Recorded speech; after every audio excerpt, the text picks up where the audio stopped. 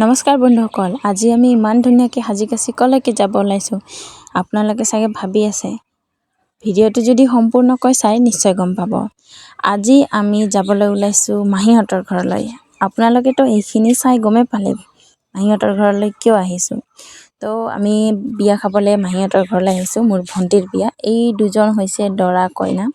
তো মই ডাঙৰ হিচাপে মোক মান দিলে আৰু প্ৰথমবাৰৰ কাৰণে এইটো এক্সপিৰিয়েঞ্চ দেই। লাজো লাগিছিলে কিন্তু অ'কে চলি গৈছে। এইখিনি হৈ যোৱাৰ পিছত আমি খানা খাবলৈ গ'লোঁ। খানা খাই মেলি অলপ সকলোৱে মিলা প্ৰীতিৰে বহুত কথা ওলাল, কথা পাতিলোঁ, বহিলোঁ। তাৰপিছত আমি পুনৰ ঘৰলৈ বুলি উভতিলোঁ। এইটো যে পিলপিলি চাই আছে ন গাইছ, ইয়াতেই আমি গৈছিলোঁ। বেছি দূৰ নহয় মাহীৰ ঘৰ, সেইকাৰণে আমি পিলপিলিতে গৈছিলোঁ আৰু পিলপিলিতে আহিছোঁ। পিলপিলিত অহাৰ মজাই বেলেগ নহয় জানো। সেইকাৰণে আমি পূৰা এনজয় হাঁহি হাঁহি ঘৰলৈ উভতিলোঁ। Bye bye.